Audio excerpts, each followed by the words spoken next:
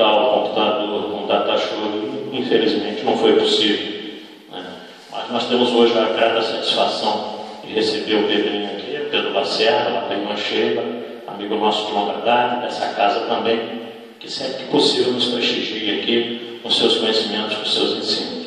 Mas antes da gente passar a palavra para ele, como de costume, nós vamos ler uma página e fazer a nossa prece inicial. Lembrando a vocês que, por enquanto, no som do decreto municipal, nós estamos fazendo essas gravações aqui na ETAC no horário exato das palestras, domingo 9 horas da manhã e quarta-feira às 19h30, conforme eu já falei de outras vezes também, respeitando esse isolamento social. Nós não temos a presença do público, só está aqui o Felipe, o Altamir, que sempre acompanha as gravações, a Angélica, que é a tesoureira, está lá na secretaria, junto com o esposo dele.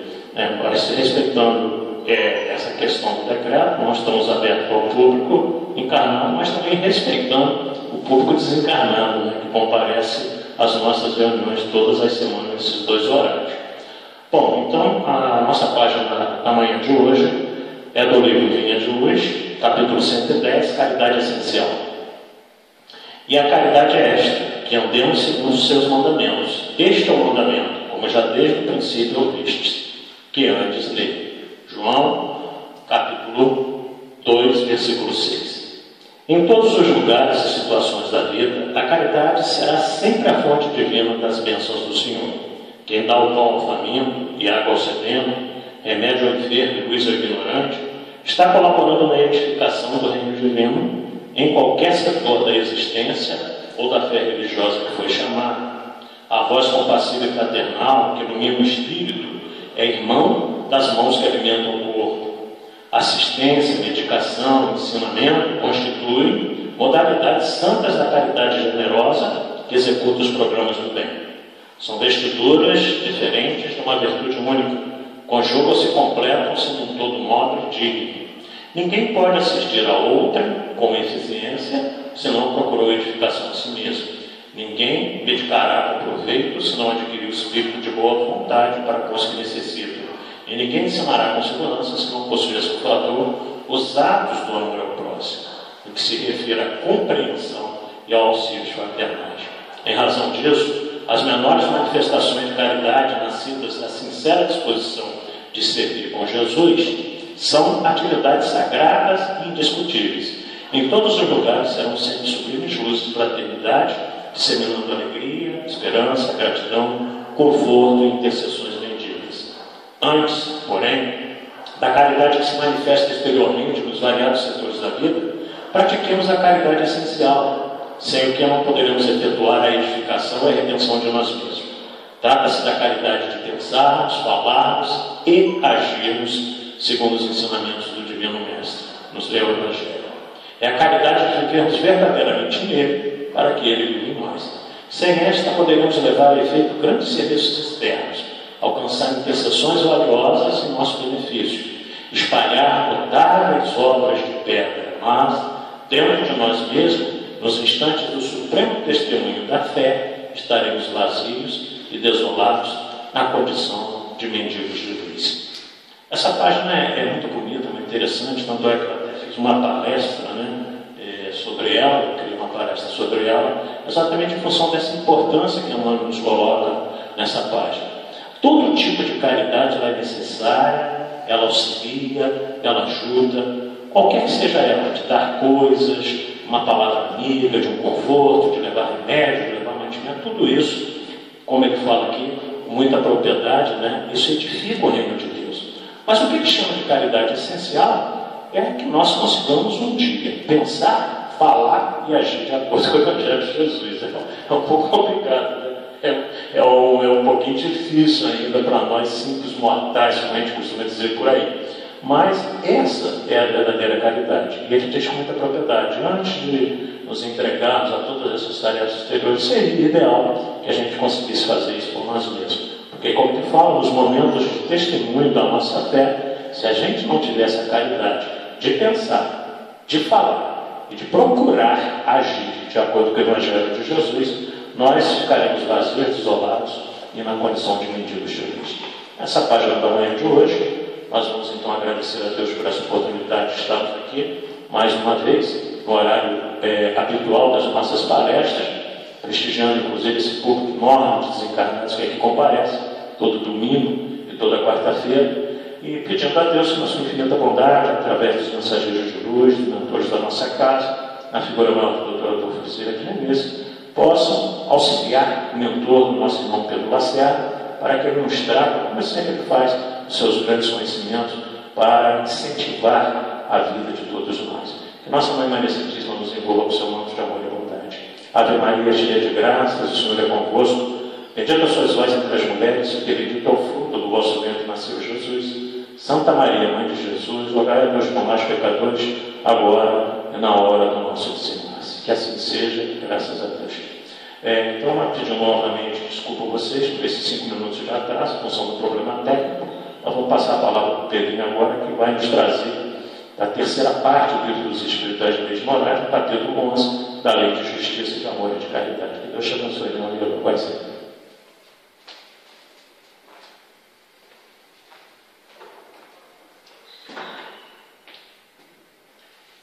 Meus irmãos, bom dia a todos. Nós pedimos permissão à casa aqui para iniciar a nossa conversa aqui fazendo uma música.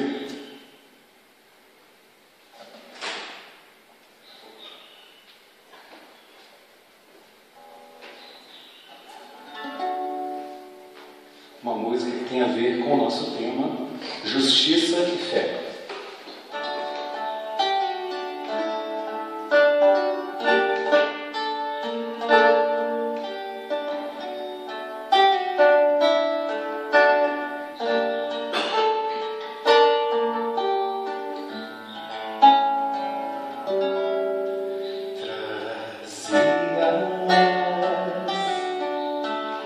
Coração repleto de esperança,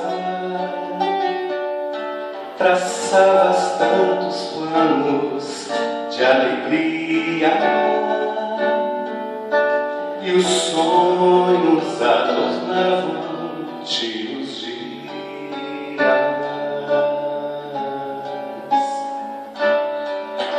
Aí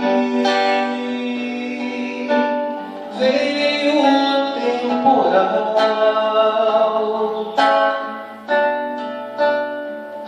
e o futuro trouxe a dor, a lágrima, a tristeza e a solidão.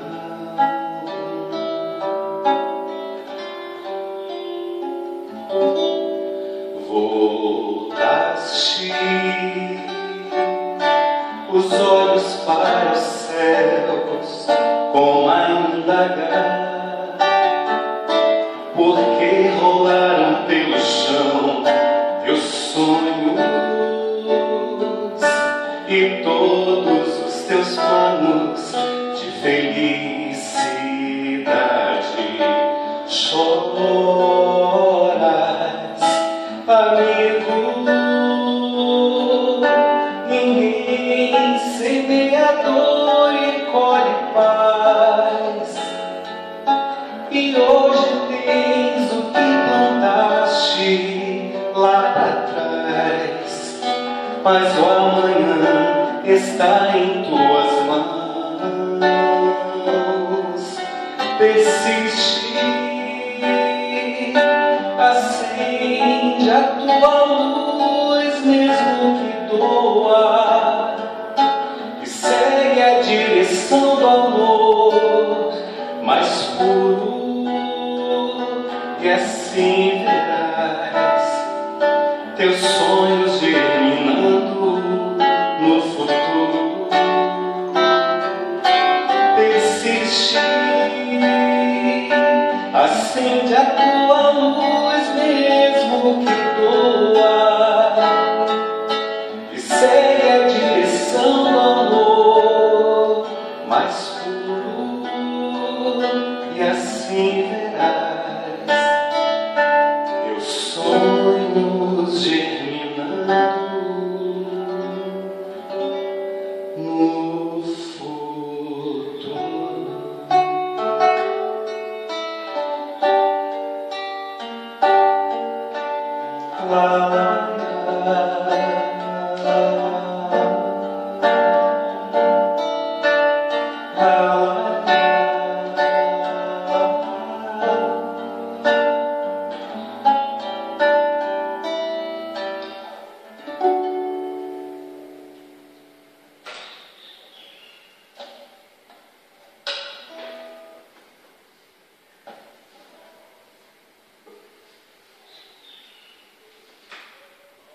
Meus irmãos, essa música, ela traz para a gente uma mensagem de fé e ela projeta para nós as nossas realizações no futuro, porque Jesus ele veio trazer essa mensagem falando desse amanhã mais feliz que nós teremos com certeza condições de viver.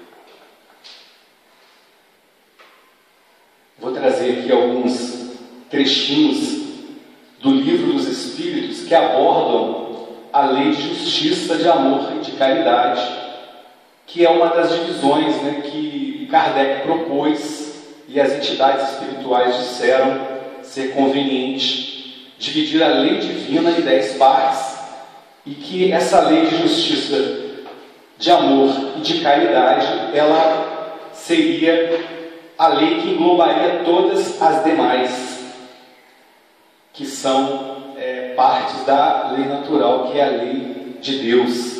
Lembrando que a lei natural ou lei divina, ela não trata somente dos aspectos morais ou espirituais da vida, mas ela se estabelece inclusive na nossa rotina diária, no nosso dia a dia, né? Por exemplo, a gente tem uma lei que, se a gente desrespeitar ela, a gente pode desencarnar, que é a lei de gravidade. Tenta pular do 3º andar sem paraquedas, sem proteção, né? É uma lei divina, a lei da gravidade, e é uma lei material também. Então, nosso amigo Haroldo Dutra, nas suas palestras, quando ele trata da lei divina, ele fala assim: olha, o sábio que estuda as verdades divinas trazidas ao longo dos milênios na Terra, ele estuda a lei de Deus. Mas o cientista que também está pesquisando a matéria, também está pesquisando e estudando a lei divina, que também se expressa na nossa vida material. Bom, a gente vai começar aqui, pessoal, primeira coisa, lembrando de algo muito interessante que o André Luiz relata para a gente lá na obra Nosso Lar. Ele fala para a gente que quando ele estava lá no mundo espiritual, em determinado momento, ele se encontra com um companheiro que ele conheceu na Terra, de Silveira. E aí, quando ele conhece Silveira, quando ele reencontra o Silveira, aquele companheiro já conhecido aqui da sua encarnação última, ele fica bem constrangido, porque o Silveira havia vivenciado uma experiência muito dolorosa junto à família do André Luiz. O Silveira, ele tinha alguns débitos junto ao pai do André Luiz. E aí, ele adoeceu e estava também com seus filhos doentes. E a esposa do Silveira foi até na casa do André Luiz conversar com o pai do André Luiz, solicitando um tempo para que ele pudesse se recuperar e depois então conseguir pagar aquela dívida. E ela chorou, ela olhava para a mãe do André, suplicando para aquele coração materno que ela pudesse também auxiliar no convencimento do pai do André Luiz. Mas o pai do André Luiz foi inflexível. Ele disse que havia pessoas com situação mais difícil, que infelizmente não teria como ele não levar à frente o processamento legal daquelas dívidas, né? Mas não havia outro jeito a não ser fazer aquilo. E a mãe do André até tentou intervir, mas ela foi, naquele momento, admoestada, ela foi chamada a atenção pelo pai do André Luiz, que disse que ela não deveria se meter naqueles assuntos. E o próprio André, por sua vez, ele também insistiu para que o pai dele fizesse aquela cobrança.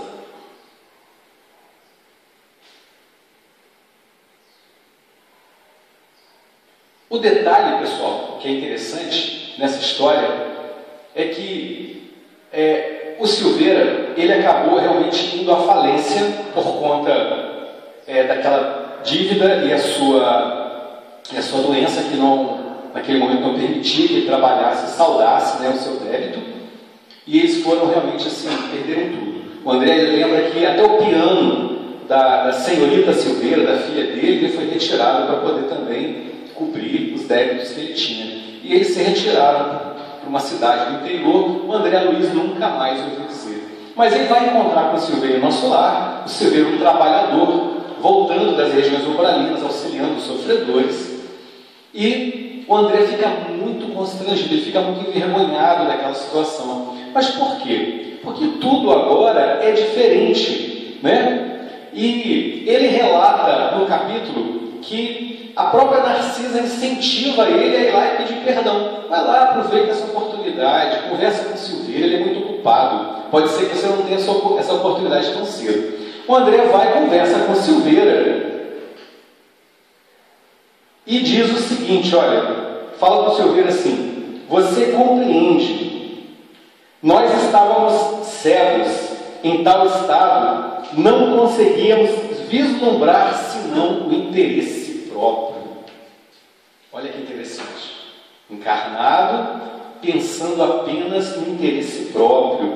A gente vai ter, na questão 893, é a primeira do capítulo seguinte a esse capítulo que nós estamos estudando, uma explicação dos benfeitores espirituais no Livro dos Espíritos, falando que a sublimidade da virtude está no sacrifício do interesse pessoal. E o André Luiz, ele, para justificar aquilo que ele havia feito na Terra, de incentivar, né, o pai dele a cobrar mesmo, levar aquela família, aquela derrocada, aquele sofrimento, que ele estava só pensando no interesse pessoal, porque eles estavam cegos, né? E aí, meus irmãos, nós lembramos, como está colocado para nós na questão 132 do Livro dos Espíritos, que o objetivo da nossa encarnação é a perfeição. A gente busca se aperfeiçoar, né? E a virtude, ela é exatamente essa excelência que nós trazemos, né? O ser humano, nas suas excelências, nós chamamos de virtudes. Quando a gente indica alguém, por exemplo, quando a gente vai dizer que alguém é próprio para realizar tal tarefa, a gente vai dizer quais são as virtudes daquela pessoa.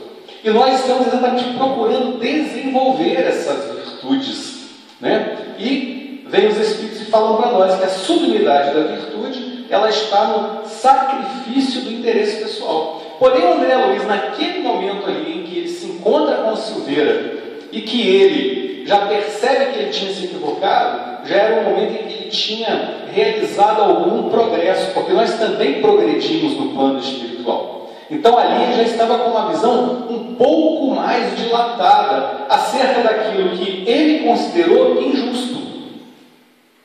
Aquilo que encarnado ele considerou justo, não, é justo que a gente faça a cobrança de tudo que o Silveira deve. Já no plano espiritual, ele já pensou assim, olha, eu não fui tão justo. Eu poderia ter sido mais brando, mais ameno, eu poderia ter conversado com meu pai, eu poderia ter dado uma chance para ele, né? Então a gente está tratando disso, de justiça. E qual é a nossa visão da justiça? Será que a nossa visão está correta? Então a gente vai pegar alguns trechinhos do Livro dos Espíritos, como nós falamos, desse capítulo, né? Perguntas e respostas, não todas, mas algumas que vão nortear as nossas reflexões. E a primeira delas é a seguinte, olha, Kardec perguntou, né, sendo a justiça uma lei da natureza, porque os benfeitores vão falar isso, que a justiça ela está na natureza, ela está em nós, como se explica que os homens a entendam de modos tão diferentes, considerando uns justo o que a outros parece injusto? Se todos nós tivéssemos a mesma compreensão de justiça, nós não teríamos tantos desentendimentos ao longo da nossa vida, né? É normal, na nossa rotina diária, você manda um filho, né, arrumar a cozinha, o outro fala, mas por que não vai o irmão? Ele já achou injusto, ele já pensa que deveria ir o irmão arrumar a cozinha e não ele, né? Às vezes nós, no nosso ambiente de trabalho, quando somos solicitados para realizar uma tarefa, já pensamos assim, por que eu estou sendo solicitado e não o outro? Porque a gente está vendo alguma injustiça. E assim vai. É o dia inteiro a gente analisando se tal ou tal coisa é justa ou não. E o que os benfeitores falam é exatamente o seguinte, olha, é porque a esse sentimento de justiça se misturam paixões que o alteram, como sucede a maior parte dos outros sentimentos naturais, fazendo que os homens vejam as coisas por um prisma falso, por um prisma falso. Então, misturadas as paixões, a nossa visão da justiça ela fica alterada, ela fica adulterada. Então, o André Luiz conseguiu perceber no mundo espiritual aquilo que na Terra ele considerou muito justo. Ele nem lembrava do Silveira mais, só que lá na frente, ao encontrar com o Silveira, olha, a nossa memória ela não se perde, nós sabemos disso, né? Fica guardadinha lá em algum lugar. E aí ele lembrou daquele fato e pensou, poxa, eu não agi com justiça. E o que as paixões fazem em relação a essa visão distorcida? Porque o nosso prisma, misturado às paixões, é um prisma falso dessa visão da justiça. Ela faz com que a gente veja, por exemplo, vou dar um exemplo aqui do nosso dia a dia, viu, pessoal? Que nós trazemos em nós, infelizmente. Nós, por exemplo, que estamos encarnados em corpos masculinos, nós achamos que nós temos algumas prerrogativas em relação às mulheres. Isso é só um exemplo, tá? Um dos exemplos que eu estou dando aqui das paixões que nos fazem ver a justiça por um prisma falso. Então, a gente infelizmente alimenta essa ideia desde pequeno. Nós sabemos que, infelizmente, as próprias mulheres criam seus filhos para serem machistas, né? E aí a gente vê na nossa realidade brasileira, por exemplo, que é o que a gente pode estar abordando aí, e existem fatos para comprovar isso. Por que a mulher ela recebe um salário menor que o homem realizando a mesma tarefa? As pesquisas mostram isso, né? Por quê? Porque existe um machismo. E esse machismo é uma visão distorcida da justiça que leva os homens a acreditarem que tem mais valor, que tem prerrogativas em relação às mulheres. Isso é só um exemplo. A gente podia falar aqui de diversos preconceitos, né? A gente tem preconceito de raça, preconceito de religião, de uma série de coisas. Nós nos achamos melhores, então o orgulho está aí evidenciando a nossa visão, o que é tudo para a gente, né? Primeiro para mim, segundo para mim, terceiro para mim, quarto para mim, e por aí vai. Se sobrar alguma coisa, para o outro, né? Então, infelizmente, a gente tem, como os benfeitores estão explicando para a gente, né? Essa visão distorcida por conta de nós misturarmos a essa visão que está em a natureza, que Deus, né, já colocou as leis, suas leis dentro de nós, a nossa consciência, nós distorcemos.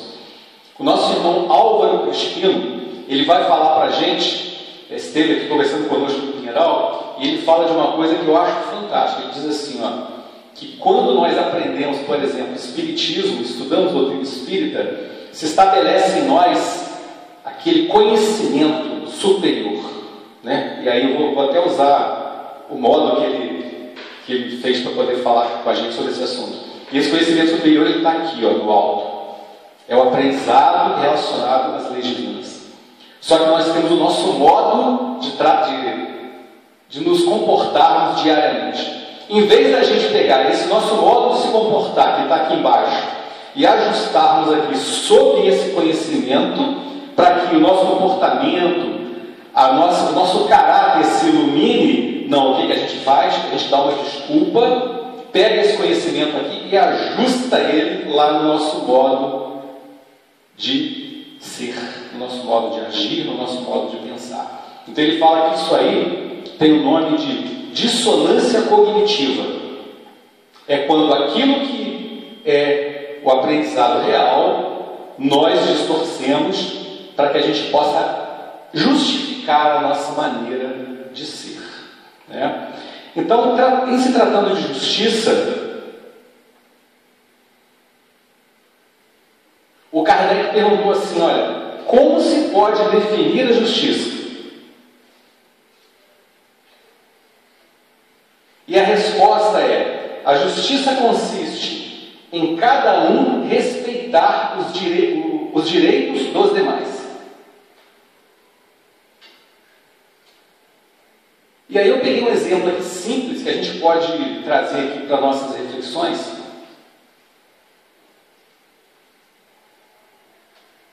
Que a gente vive quase que todo dia, é uma rotina, no trânsito. Existe uma lei que foi tratada no Brasil de uma maneira popular como lei seca, né? A lei seca, ela estabelece o seguinte: no Brasil, se você ingeriu bebida alcoólica, você não deve dirigir logo em seguida, porque você está sob efeito de álcool, e esse efeito do álcool no nosso organismo, né, o álcool na sua corrente sanguínea, ele vai tirar a sua capacidade, ou perturbar a sua capacidade, prejudicar a sua capacidade de guiar um veículo automotor. Mas nós conhecemos, com certeza vocês conhecem, eu também conheço muitas pessoas que falam assim: olha, quando eu bebo, eu dirijo até melhor. Não é mesmo? Porque esse direito dos demais, né, para ele, tanto faz. Agora imagina se você chega num acidente que está envolvendo, por exemplo, o teu filho se acidentou, se feriu, foi para o hospital, e aí você vê que o acidente aconteceu porque um outro condutor embriagado, ele acabou ocasionando aquela ocorrência. Aí a gente fica indignado, né? A gente quer fazer valer o nosso direito, mas isso é um absurdo.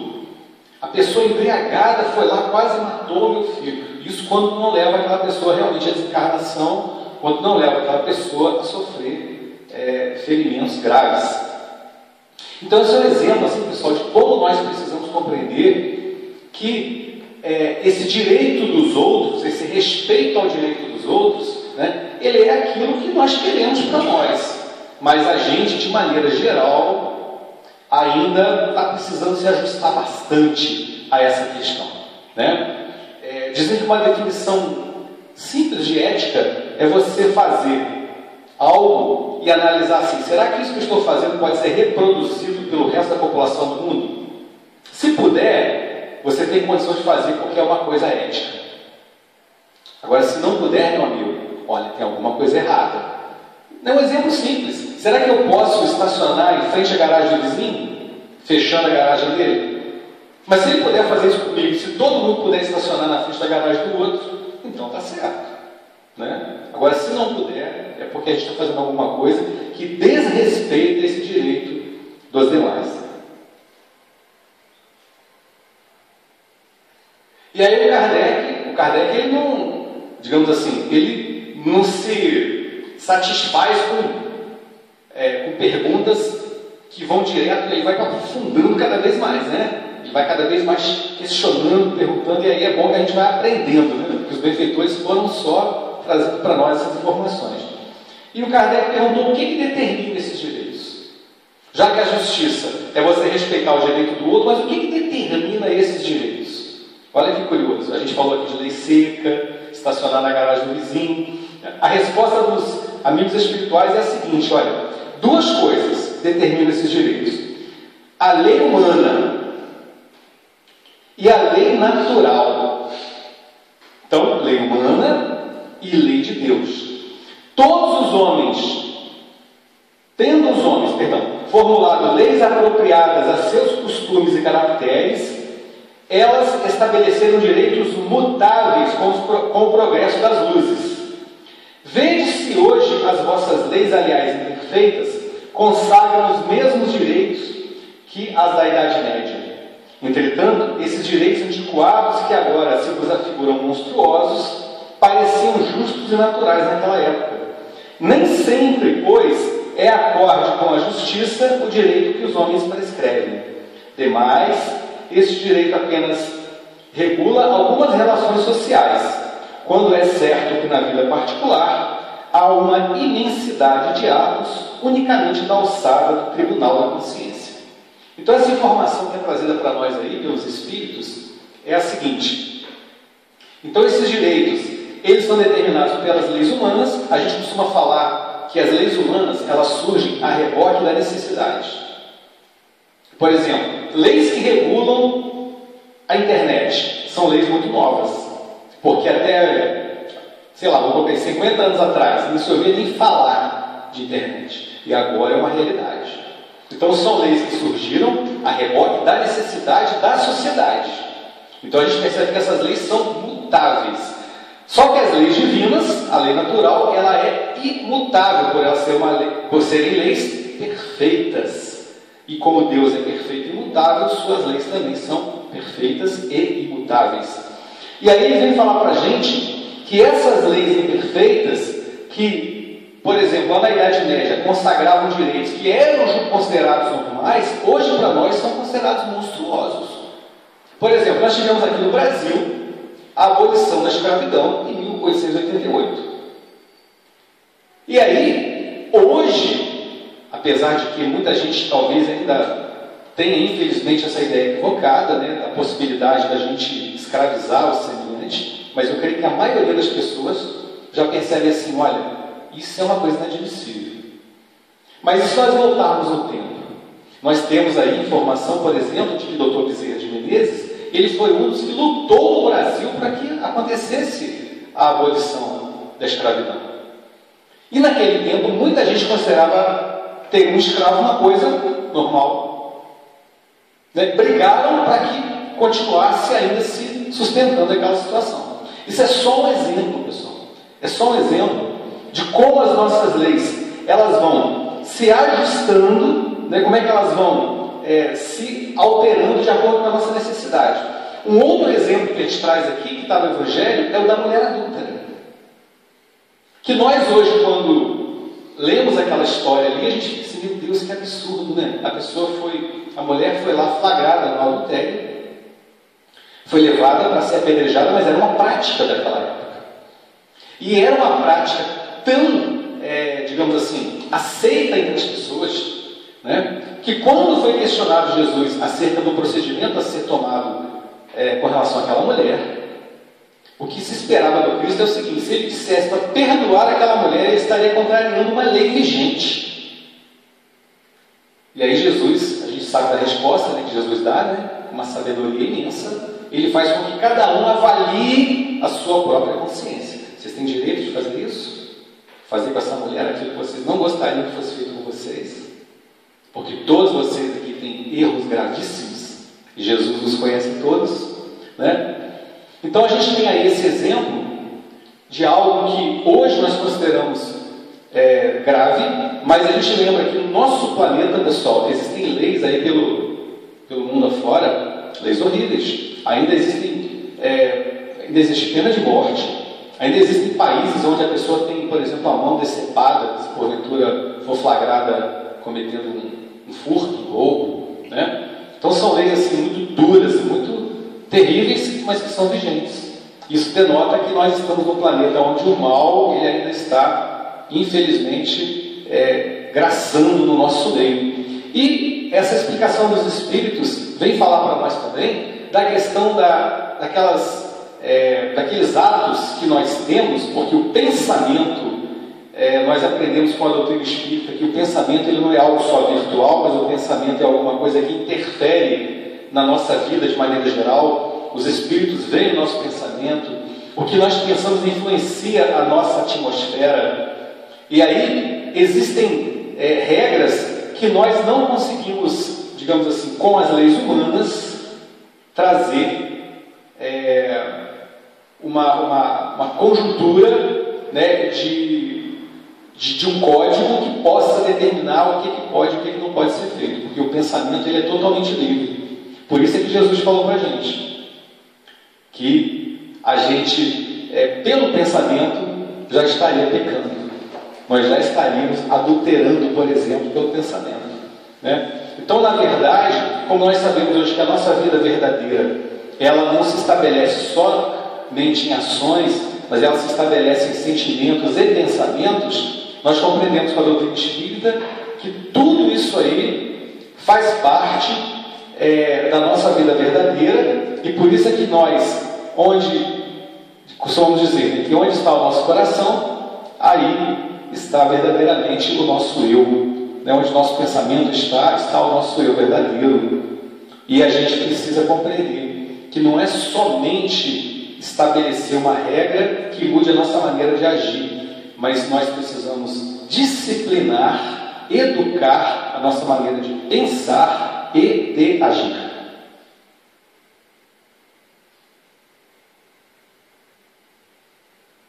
O Kardec, Perguntou também, posto de parte o direito que a lei humana consagra, qual é a base da justiça segundo a lei natural? Por que essa pergunta? Nós acabamos de falar aqui que a lei humana, ela vai buscando solucionar problemas de justiça relacionados às nossas necessidades. Então, a gente deu o exemplo aqui dos crimes, por exemplo, virtuais, né? Da justiça relacionada à internet, à rede internacional de computadores, coisa que é muito nova para a gente, mas isso é a reboque da nossa necessidade. Então, a sociedade vai buscando ajustar essas leis, né? Mas ele perguntou qual a base da justiça segundo a lei natural, já que a dos homens é de acordo com a necessidade, ela é imutável, vai mudando com o passar do tempo, o que era monstruoso ontem, hoje já não é mais. E a resposta que é dada pelos benfeitores, disse o Cristo, queira cada um para os outros o que quereria para si mesmo. Olha que interessante. Fazer aos outros o que você gostaria que fosse feito a você mesmo. Essa é a base da lei natural. E é uma coisa, pessoal, que, como está sendo citado ali, Jesus nos ensinou. Mas é uma regra que o Emmanuel chama de regra áurea e que ela já era apregoada ou ensinada muitos séculos antes de Jesus. Palavras que se equivalem. Por exemplo, os gregos diziam, não façais ao próximo o que não desejais receber deste. Não é a mesma coisa? Os persas diziam, fazei como quereis que se vos faça. Os chineses, o que não desejais para vós, não façais a outrem. Egípcios, hebreus, romanos, todas esses povos ensinaram esta regra áurea que Jesus trouxe para a gente. Fazer ao próximo aquilo que nós gostaríamos que fosse feito para nós. E essa regra, ela vale para o nosso dia a dia. Às vezes, nós não temos um conhecimento, por exemplo, de uma determinada lei. Né? Eu não tenho lá o conhecimento daquilo que está estabelecido na lei humana.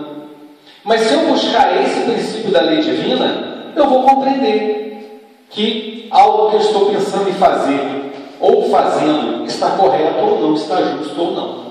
Né? Então é uma regra que a gente chama de regra áurea e que vale muito para a nossa maneira de se conduzir.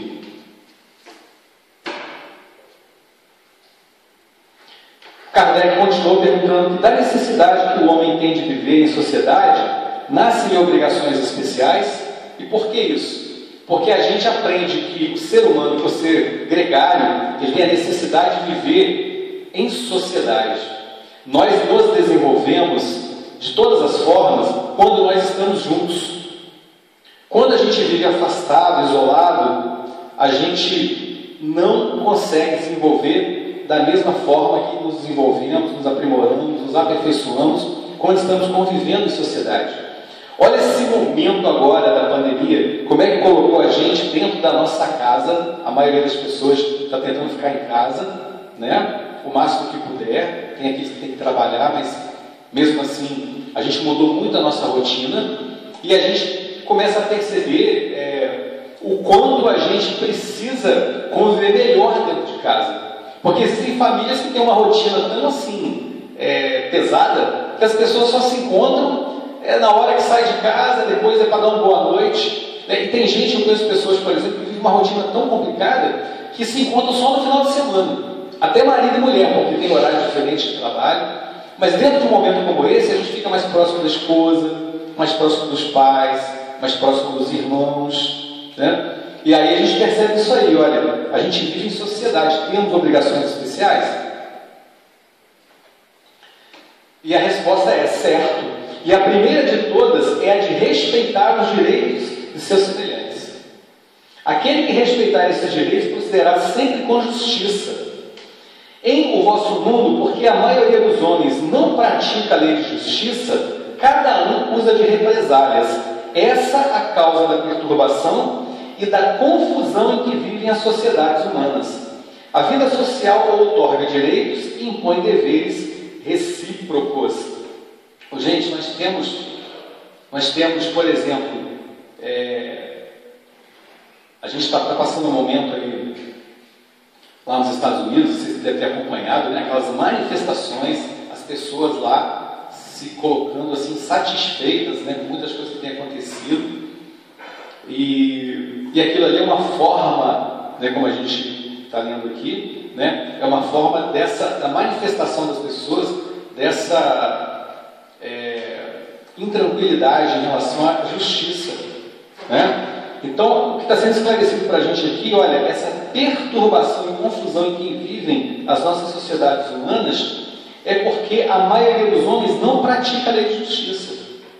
Então, porque nós não praticamos, existem pessoas que vão usar o quê? De represálias. Então, aquilo que está acontecendo lá, aquelas manifestações, são as represálias que está sendo falado aqui para a gente, né? E é o que acontece, por exemplo, quando se estabelece uma guerra.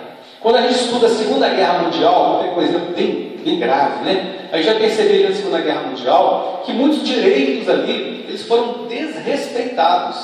E os países que se acharam, de certa forma, prejudicados, usando a represália, eles deram a sua resposta, que foi uma resposta que ocasionou posteriormente a guerra, que a gente sabe aí durou, né, mais ou menos 6 anos. Historiadores falam que pode ter chegado a 60 milhões de desencarnações, né, só na Segunda Guerra Mundial. É um exemplo só, mas olha, isso aí, gente, a gente pode tirar todo dia. Se a gente voltar para dentro do nosso lar, por exemplo, a gente vai perceber lá que às vezes acontece uma pequena guerra, um pequeno conflito íntimo, né, na nossa sociedade, núcleo da nossa sociedade maior, que é a família. E às vezes o que nós precisamos fazer? Exatamente aplicar essa lei de justiça, né? Existe uma história que está no livro Bem-aventurados Simples, que conta que um homem ele estava doente e que na porta da enfermaria, a porta da enfermaria ela estava já meio ressecada, as dobradiças. Então toda hora que alguém passava, a porta rangia. Você imagina você adoecido, né, perturbado, e aquele barulho o dia inteiro. Às vezes durante a madrugada, aquele barulho, aquela porta rangendo. E o homem estava ali, gente, completamente perturbado. Além da sua doença, aquele barulho o dia inteiro. Até que chegou alguém, uma alma caridosa, que foi lá e despejou umas gotinhas de azeite. Pronto, acabou. Acabou o barulho, né? Tranquilizou o coração ali daqueles doentes. É o que acontece às vezes com a gente. Falta uma gotinha de azeite, né? O azeite da justiça que a gente precisa colocar, olhando assim, será que eu gostaria que isso fosse feito em relação a mim? Ah, gostaria. Então isso aí vai azeitar as nossas relações. Isso vai fazer com que a gente viva uma relação mais amena. Mas por que a gente às vezes gosta de manter o conflito? Por que a gente está sendo desafiado pelo outro e a gente quer continuar naquele conflito, né? Ah, você bateu de frente comigo, né? Você vai me conhecer a partir de agora. Você não sabe quem eu sou. Eu não levo desaforo para casa. E por aí vai. Então, por isso é que os benfeitores falam conosco, olha, a perturbação e a confusão que vive as sociedades humanas em ciclos, né, que duram milênios, perduram porque nós não praticamos a justiça, né? Vamos analisar, por exemplo, as obras espíritas. Pega as obras do André Luiz. Você pega ali aquelas situações diversas que ele apresenta de obsessões que estão, olha, perdurando às vezes séculos, décadas, séculos, e a maioria delas relacionada ao sentimento de afetividade escarnecido. Mas a nossa sociedade brasileira, como diria o nosso músico Milton Nascimento há pouco tempo, perguntaram para ele assim, como é que vai a música brasileira? E ele falou assim, vai mal, só se fala em traição, só se fala em adultério, né? Só se fala em sentimentos ruins de inveja, ciúme. Poxa, cadê o sentimento de amor? Cadê o sentimento de fraternidade, de solidariedade? E a arte, ela expressa o que vai no coração das pessoas, né? Então, a gente percebe que falta nas nossas relações esse amor, falta essa justiça, para que a gente possa ter uma sociedade mais justa. Então, toda vez que eu desrespeito o outro, eu estou criando um processo que eu não sei onde vai terminar, de dor e de sofrimento, né? Por isso a nossa música do início aqui, né, falando para a gente que ninguém semeia dor e colhe paz.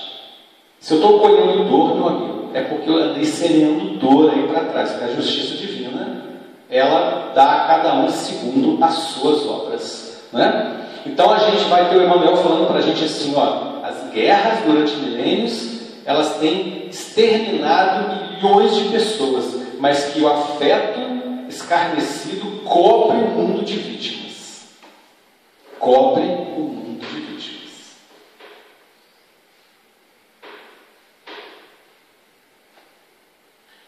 Os direitos são naturais, os direitos naturais são os mesmos para todos os homens. Deus não fez um de lino mais puro do que o de que se serviu para fazer os outros, que todos aos seus olhos são iguais. Esses direitos são eternos. Os que o homem estabeleceu perecem com as suas instituições.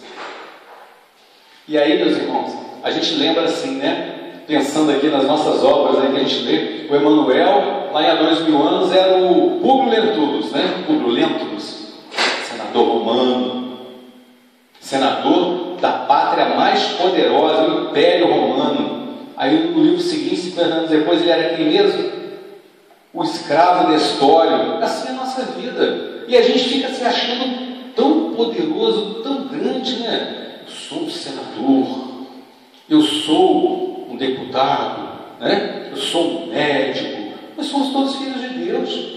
Ora vivemos numa situação mais abastada, ora vivemos numa situação mais precária, ora nós temos a oportunidade de estudar, no outro momento já não temos, né? Tem momentos que a gente nasce aqui na Terra com um corpo físico perfeito, e outras oportunidades vão nascer com um corpo físico com problemas, com dificuldades.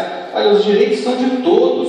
Nós é que criamos essas dificuldades aí, né? A gente tem o exemplo lá do irmão Jacó, né? Que ele estranhou quando ele chega no mundo espiritual, uma professora que está sendo conduzida junto com aquela equipe do Bezerra de Menezes. Ele fala assim, gente, mas uma professora, né? E ele, um homem tão importante, né? Um homem empresário, poderoso, e um homem que fez tanta coisa pelo movimento espírita, mas ele teve dentro dele o que a gente tem, que é o preconceito, da gente olhar para o outro e achar que o outro ele é menor do que nós, né? Que ele, talvez para Deus ele valha menos, porque talvez ele esteja vestindo aquela roupinha ali maltrapilho, porque ele está desempregado, porque ele está caído no chão, esperando a ajuda de alguém, e a gente se considera melhor. Isso está dentro da gente, é o que a gente precisa trabalhar. Isso está dentro da noção de justiça.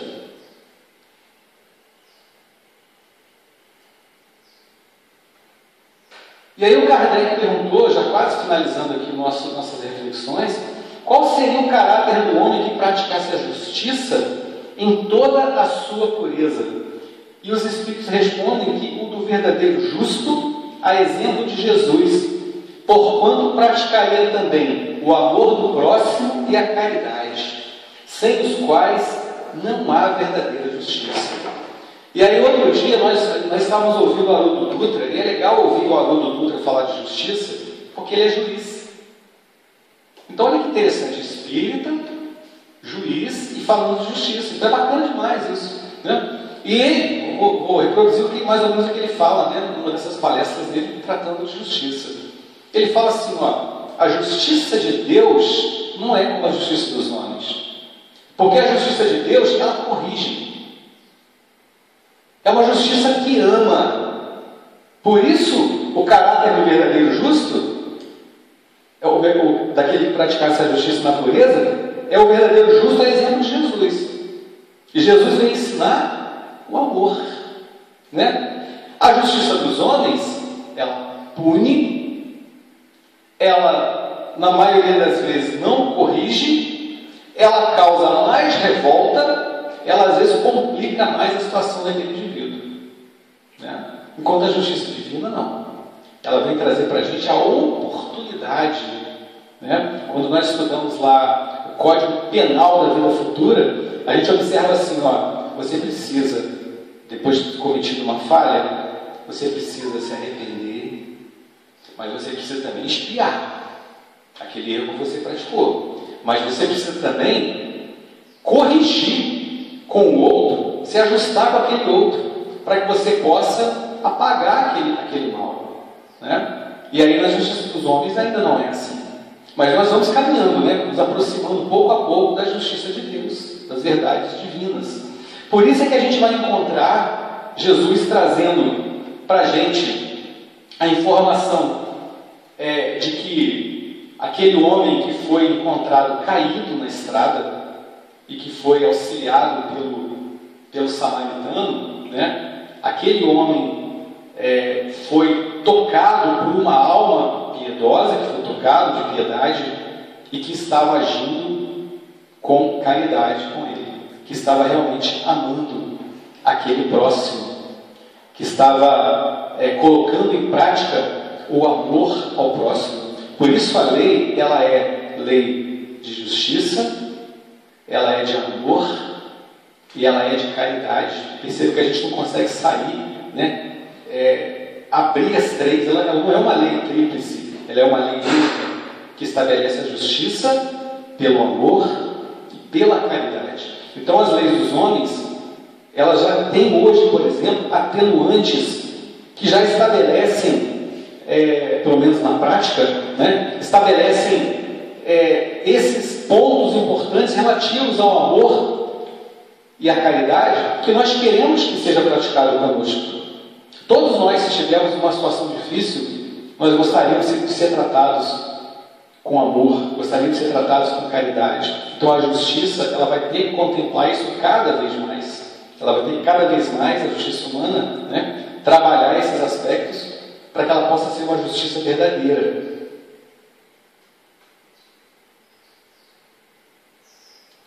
E para finalizar, a gente pega a pergunta que Kardec fez sobre o sentido da palavra caridade como entendia Jesus. E a gente já tem de cor, né, que é a benevolência para com todos, a indulgência para com as faltas alheias e o perdão das ofensas. Benevolência, indulgência e perdão das ofensas. E o Kardec complementa que o amor e a caridade são o complemento da lei de justiça. Pois amar o próximo é fazer todo o bem que nos seja possível. Fazer ao outro o que você gostaria que fosse feito a você mesmo. Isso é o princípio da justiça divina. Se eu faço ao outro todo o bem que eu gostaria que fosse feito a mim mesmo, e amar o próximo é exatamente fazer todo o bem que nos seja possível e que desejávamos que fosse feito. Tal o sentido das palavras de Jesus: amai-vos uns aos outros como irmãos. Então, meus irmãos, Jesus vem falar assim para a gente: olha, que foi aprendido, nós tínhamos aprendido que deveríamos amar o nosso ente querido, né, e odiar o inimigo. E ele fala assim: mas eu vim lhes ensinar que se vocês não amarem o seu inimigo, a sua justiça não vai ser diferente. Olha só, dos escribas, dos fariseus. Olha como é que o amor e a justiça, eles estão lado a lado. Então o princípio da justiça é fazer ao outro aquilo que fosse feito a mim mesmo, que é a regra áurea. E se eu fizer isto, eu estou amando o meu semelhante, eu estou amando o meu próximo, como eu amo a mim mesmo. Então a justiça divina, ela se estabelece nas nossas vidas o tempo inteiro. Nós é que precisamos corrigir, tirar dos nossos olhos esse véu das paixões que nos fazem enxergar pelo prisma inadequado, pelo prisma errado, para que nós possamos compreender que estamos inseridos dentro dessa justiça divina, vivenciando hoje na terra aquilo que nos cabe, aquilo que nós semeamos, mas temos a oportunidade de semear para o futuro através do amor e da caridade, fazendo essa semeadura, e aí teremos a justiça, através da justiça de Deus, de colhermos frutos mais felizes. Essa é a justiça divina que se estabelece na nossa existência. Para nós, seres humanos do planeta Terra, a necessidade de nós fazermos o nosso melhor, amando o nosso próximo. E a gente quer concluir aqui, com a permissão da casa, com mais uma música que vai falar exatamente desse amor.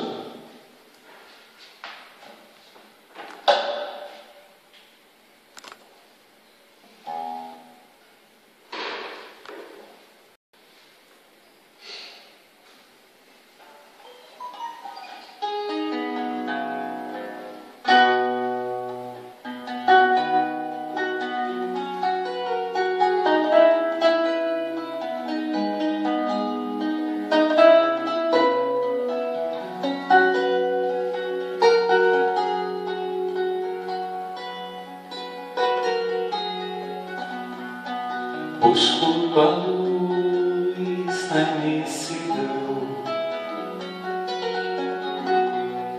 Tua presença se faz sentir, chega, entendo teu olhar, mas Senhor, mal posso te encarar.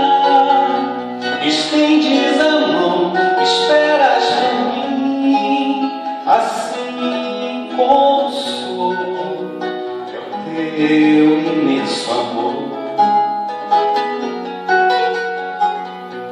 Entendo, Jesus, o que queres de mim, preciso mudar.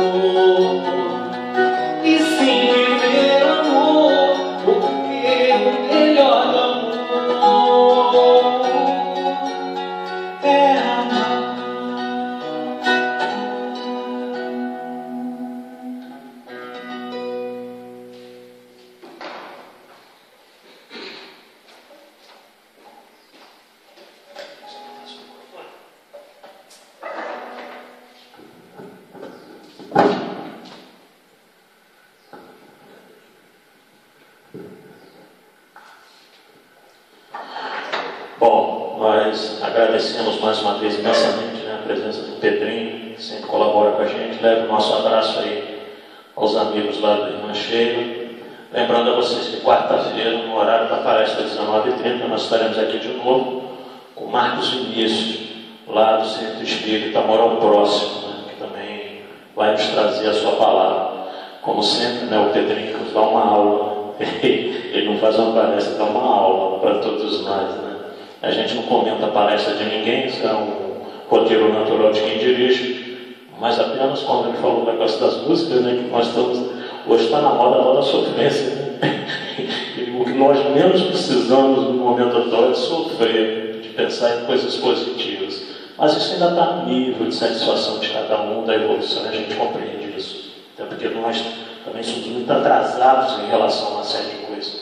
Mas agradecemos então ao Pedrinho, agradecemos a presença de vocês internautas que nos prestigiam nessas gravações na EDAC, que, volto a dizer, nós nunca paramos, desde o momento em que nós fomos obrigados, por força do decreto municipal, a fechar aquela porta ali para a frequência do público encarnado. Nós mantivemos as nossas palestras internas aqui, como já disse várias vezes, em respeito a essa população de desencarnados aqui, que realmente comparece em massa em todas as nossas gravações. Porque é muito comum a gente, orador espírita, dizer o centro está vazio de encarnado, mas está lotado de desencarnado. Então a nossa proposta desde o início foi isso, de prestigiar esse público que aqui comparece. Até um amigo me falou, Pedrinho, Robinson, mas o mundo espiritual dá jeito. Eu falei, pois é, mas sempre que puder ajudar, facilitar um pouquinho o trabalho deles, né? Fazendo a nossa parte, seria de bom ouvido. Nós estamos aqui com toda a proteção natural, né? Nós viemos todos de máscara, estamos aqui de máscara, temos o álcool gel aqui na mesa, a gente lava a mão quando chega. Então, ou seja, estamos atendendo a todos os requisitos de segurança das autoridades sanitárias. Mas a nossa proposta é continuar internamente fazendo aqui, porta fechada, portão fechado, em função de tudo isso que eu disse para vocês. Então, nós agradecemos a presença de todos aqui, dos nossos amigos internautas, e nós queremos encerrar, como sempre fazemos, com a oração que Jesus nos ensinou. Antes, porém, mais um recadinho, Felipe. Nós tivemos aqui ontem visita ao pessoal da sopa, que não parou. A nossa sopa continua sendo feita todos os sábados, que a gente leva lá para Três Posas, da comunidade carente do bairro Dourado. E eu fiquei muito feliz de ver a empolgação da equipe da sopa. Todo mundo com máscara, todo mundo com os cuidados lá na cozinha. Mas quando me perguntaram, assim que nós fomos obrigados a parar as atividades da casa, se deveria continuar, e o Adair, que é o coordenador, pensa igual a mim. Eu falei, Adair, a fome mata mais do que vírus, né? Do que qualquer vírus. Então nós não paramos a sopa. E realmente eu fiquei muito emocionado de estar aqui ontem, de ver o trabalho deles, vou voltar outras vezes, e deixei o meu agradecimento pessoal a todos eles por esse empenho, por esse trabalho, ao filho da história do Serginho, que está levando a sopa, né, porque ele é um jovem, então ele tem menos risco com relação a isso. Então, novamente, meu agradecimento a essa equipe maravilhosa da sopa aqui na nossa casa. Então, vamos encerrar com a oração que Jesus nos ensinou. Pai nosso que estás nos céus, santificado seja o vosso nome, venha a nós o vosso reino, seja feita a vossa vontade, assim na terra como nos céus. Pão nosso de cada dia nos dai hoje, perdoai, Senhor, as nossas dívidas, assim como nós perdoarmos a quem nos tem devido. Não nos deixeis cair nas tentações do caminho, mas livrai-nos de todo mal, porque são teus o reino, o poder e a glória para sempre. E assim com essa prece, nós pedimos permissão aos mentores da casa, a figura maior do doutor Adolfo Bezerra de Menezes, para dar por encerrada essa manhã de palestra gravada internamente na nossa querida Associação Espírita Discípulos de Allan Kardec. Muita paz a todos que estão nos assistindo pela internet, aqueles que estão aqui presentes. Que assim seja, graças a Deus.